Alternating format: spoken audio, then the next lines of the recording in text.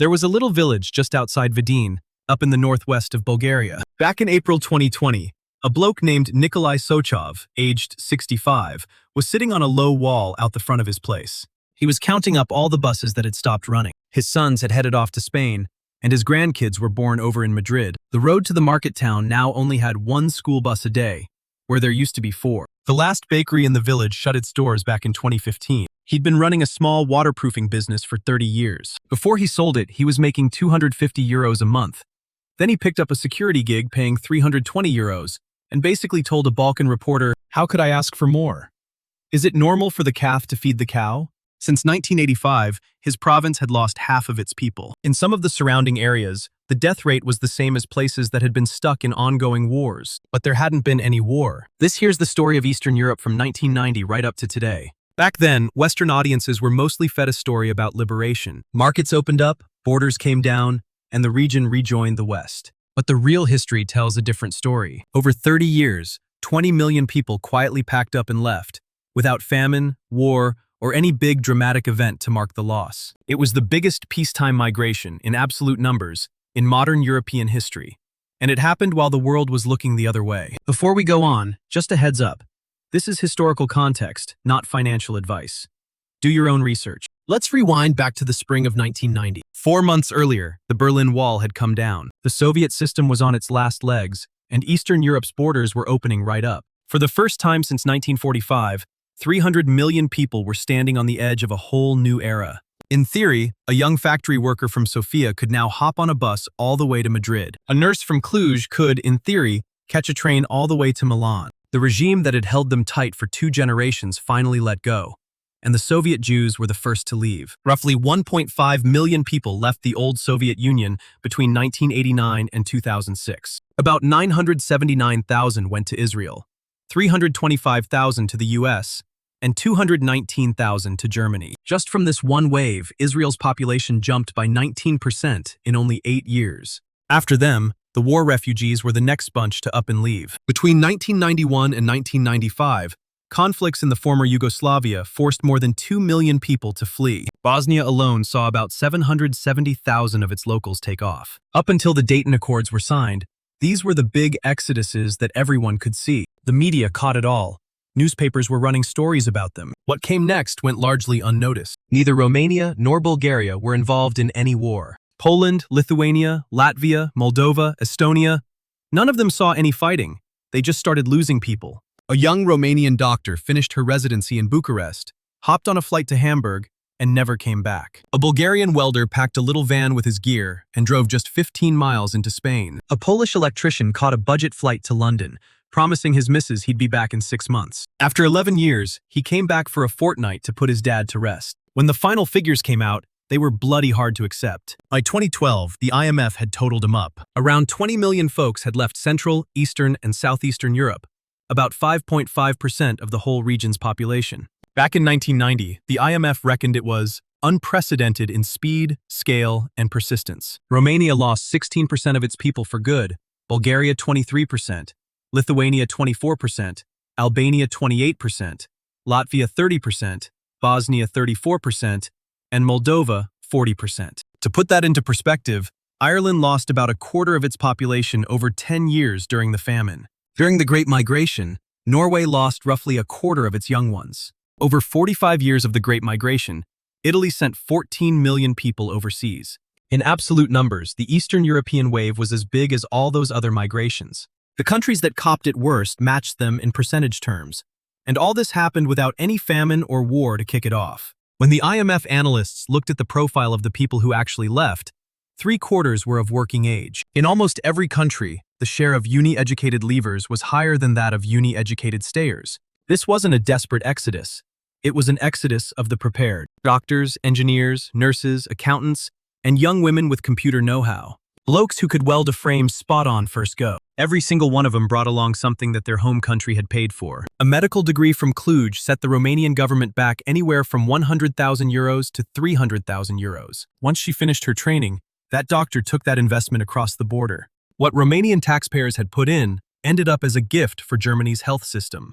By 2020, 28% of Romania's doctors had buggered off overseas, plus 24% of the nurses, That's 47,000 people all up. About 25,000 doctors had already left, and in just 5 years, the Cluj hospital copped 571 specialist physicians packing their bags. The Romanian health ministry stopped publishing those stats, because they were basically like a death notice. Things were even worse over in Bulgaria.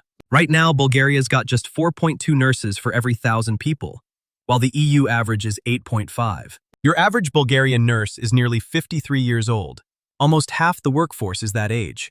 As soon as they graduate, 1 in every 3 new nurses takes off overseas straight away. It's predicted that 75% of Bulgaria's GPs will retire by 2040. In northwestern Bulgaria, some villages don't have a doctor any closer than one over the border. The Italian families who hired them called them badanti, basically care workers. By 2022, 131,000 Romanian women were working in Italy's domestic care sector.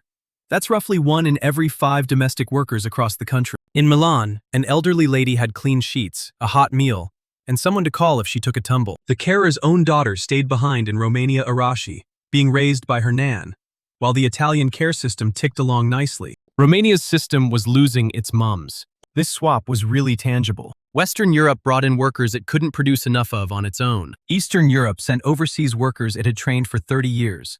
The host countries paid the wages, while the source countries wore the cost. Now have a look at the so-called Polish miracle. Out of all post-communist countries, Poland's often talked up as the big success. Between 1990 and 2020, real GDP nearly tripled. Warsaw turned into a banking hub full of glass skyscrapers. Stuff their parents could never dream of was now sitting on shelves in Polish supermarkets. Take, for instance, when the UK opened its job market to fresh EU nations back in May 2004. The UK government reckoned about 13,000 Polish workers would rock up each year over 3 years. The UK had 1 million Poles living there, working as plumbers, builders, sparkies, cleaners, and cooks. The Polish government decided not to stop anyone from leaving. Money sent home by workers overseas played a huge part in Poland's economic boom. For the folks who stayed in Poland, wages went up, partly because so many people had left. But the tale was another story back in their hometowns and villages. Łazic copped a 12% drop in population. Łebczyk lost a quarter of its people. And the farming areas in the east also got hit hard. Poland as a whole was growing, but its small industrial cities in Silesia and the Old People's Republic Rust Belt were being emptied out. Lots of Polish towns ended up getting hollowed out. The prosperity of the host countries was built on the backs of this movement of people. Germany took in about 4 million Eastern Europeans, while Italy and Spain together soaked up another 4 million. The UK accepted 1 million Poles, and later another 500,000 from Romania and Bulgaria. These migrants paid taxes, helped prop up the pensions of aging Western Europeans, worked in hospitals, built houses, and drove trucks. Germany's pension system today partly depends on contributions from working-age folks originally from Bulgaria, Poland, Romania, and Lithuania. The young workforce from Eastern Europe provided tax revenue that helped keep Western Europe's retirements comfortable. The downsides on the other side of the border took a while to show up. Let's talk about villages. In 2021, Bulgaria's National Statistics Office released a number that not many in Sofia wanted to discuss. There were 167 Bulgarian villages with no permanent residents, 592 with 9 or fewer people, and 22% of all settlements had populations under 50. There's a little village called Matoshina, not far from the Turkish border. Back in 1965, it had 800 locals, and as of 2022, people were still living there. Back in the 1940s, the village of Smichovo, near Rila, only had 14 residents. By 2019, that number had jumped up to 130. From 2011 to 2021, Latvia's eastern Latgale region lost around 17% of its population, which works out to be about 52,000 people. House prices in some towns dropped so much that local councils started handing out houses for free to anyone willing to live there and just pay for the heating. Visaginas, a town in Lithuania, was built back in 1975 to house the workers from the Ignalina nuclear power plant. At its peak, Visaginas had 33,000 residents, but the plant shut down in December 2009. That was a condition for Lithuania joining the EU. By 2020, only 18,700 people were still calling it home. The median age was 55. A young engineer from Visaginas told an American magazine something like, "Our town will always be a monument to the nuclear age, but it can't support the livelihoods of our residents. What you see on the outside are deserted villages, abandoned towns, and cities that are only partly full. From a moving car, they look like classic examples of neglect. But it's not neglect. It's the trail left behind by 20 million people who've moved on, including the kids." In 2007, the Soros Foundation in Romania counted up the numbers. 115,000 Romanian high school students had at least one parent working overseas. For 35,000 of those kids, both parents were working in another country. These kids were looked after by grandparents, aunties, or neighbors. Some lived on their own, and the Romanian media came up with a name for them: the Strawberry Children. That nickname comes from the strawberry fields in Spain, where heaps of their mums had gone to find work. Some writers used a harsher label: Euro orphans in Moldova. In Ukraine, the estimated number is about 100,000. Before the war, it was 200,000. The grandmas are the ones bringing them up. The mums send cash back and have a video call every Sunday. So, a Moldovan psychologist who's been working with these kids told a French journal, the main thing that keeps coming up is constant insecurity, feeling abandoned, a lack of affection, and no amount of cash sent over can make up for that. A young Sheila from Moldova, Ora Mutruk, was raised by her grandparents until she was 4. Then by her dad after her mum took off to Moscow. She put it straight. Her mum promised to bring dolls. The dolls didn't mean a thing to Ora. All she wanted was for her mum to stay with her. Now, there's 40,000 kids in Romania. These are kids whose parents have been working overseas for so long that they're basically being raised by a whole generation of grandparents. The grandparents give it everything they've got.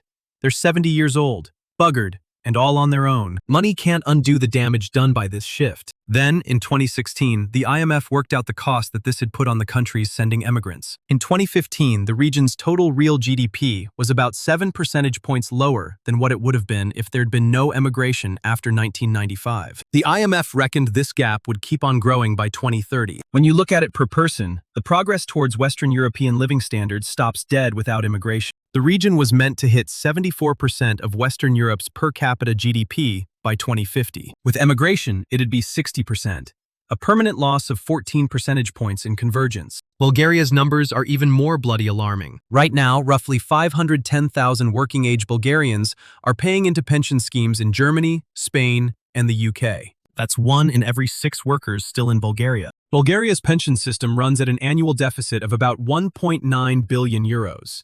The maths are pretty straightforward, mate. The country that trains these workers doesn't get any tax from them.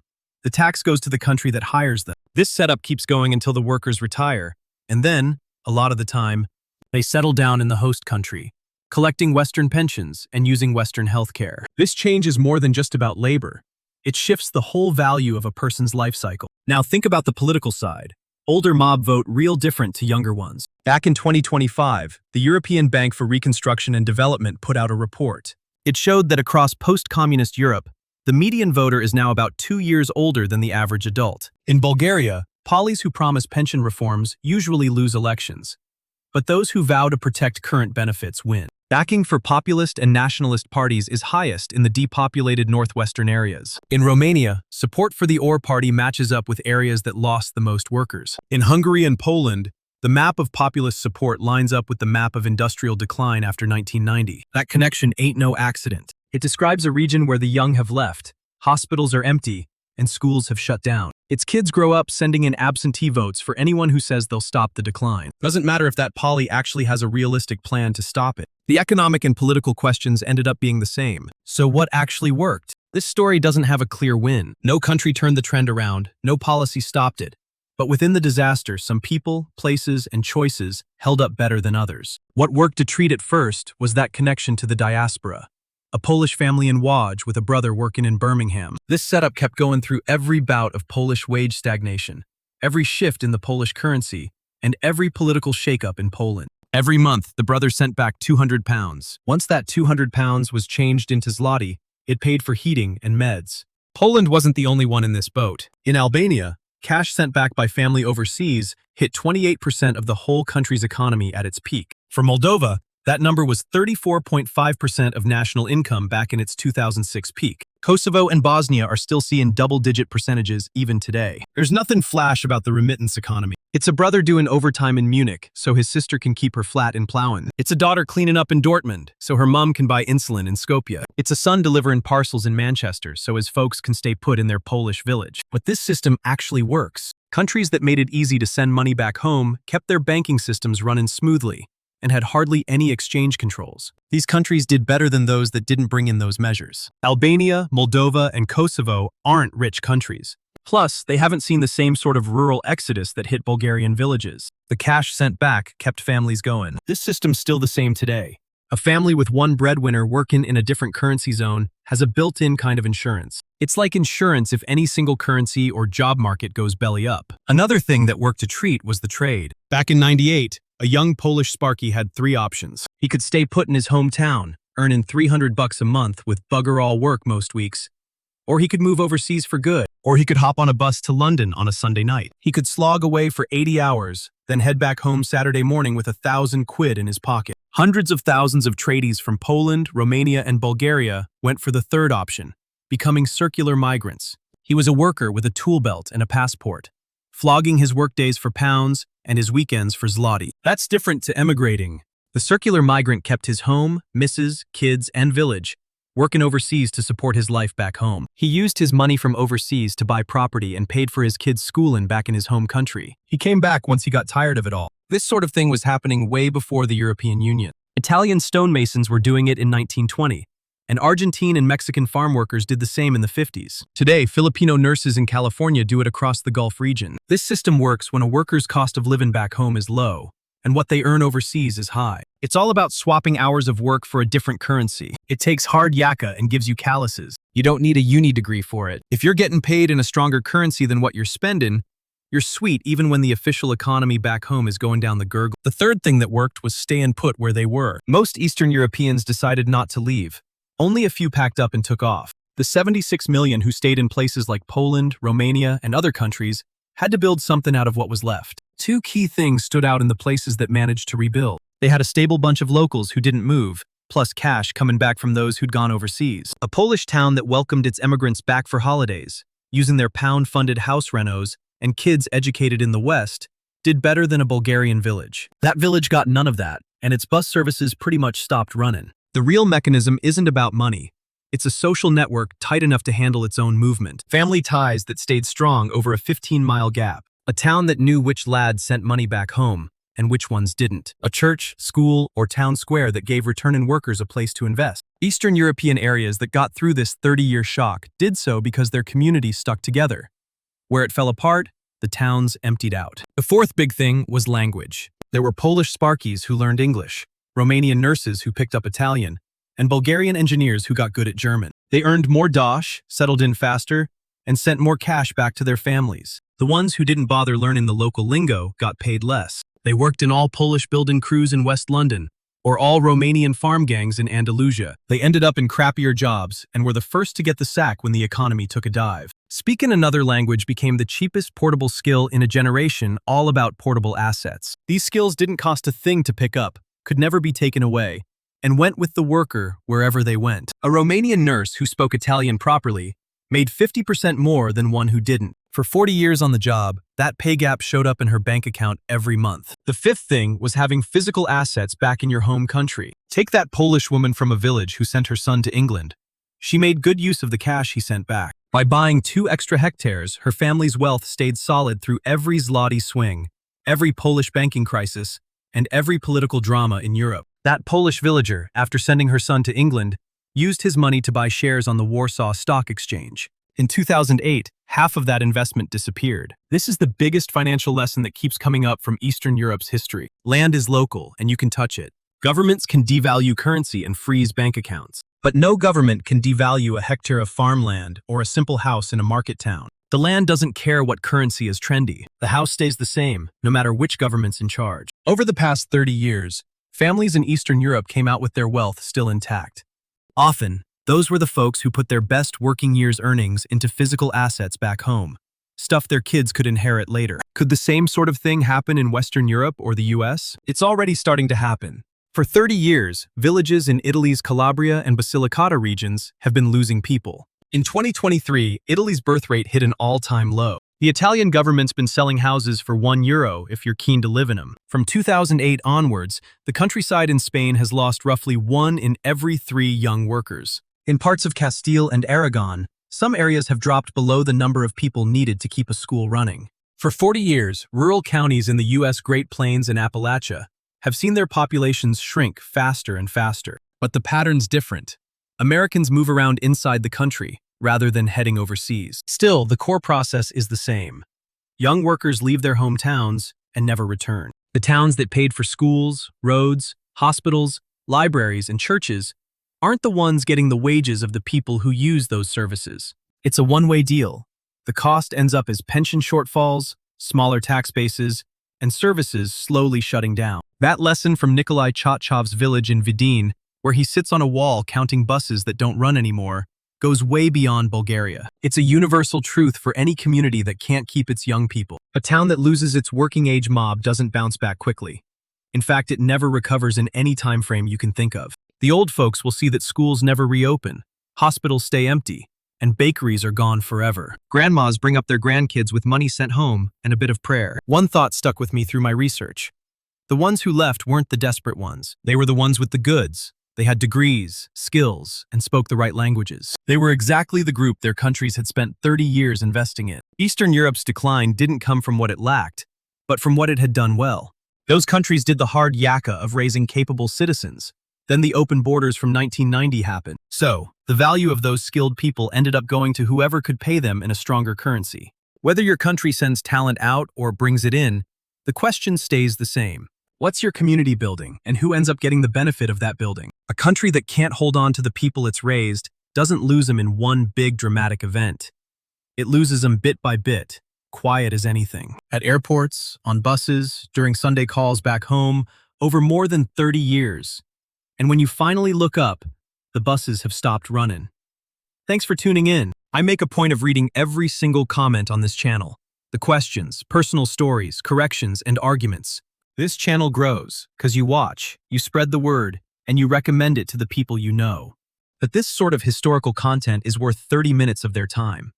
I really appreciate that. At the end of the day, what you've just watched is a story about what real wealth is all about. Not money, not shares, not some number on a screen. Real wealth is a young woman trained as a nurse who decides to stay. Real wealth is a son who comes back to where he came from. Wealth is a community where the buses are still running. This very question was asked by the world's oldest economics book, written by Xenophon of Athens back in 362 BC. He was a soldier, a student of Socrates, and a gentleman farmer. His book is set up as a chat, two blokes talking it over. So what's real wealth? Xenophon gave a straightforward answer. Wealth is the ability to make things produce, not gold locked away. For someone who can ride, a horse is wealth. For someone who can farm, land is wealth. A skilled worker is an asset to the country that manages to hold on to her. I've updated his book for today's mob. Same chat, same question. Just a different era. The book's called The Economist. You can get it in digital, paperback, and audio. Links are down below in the description. This is the very first economics book ever written. Give this a read now, mate, along with what you just watched, and you'll get a handle on an insight that most economists have missed.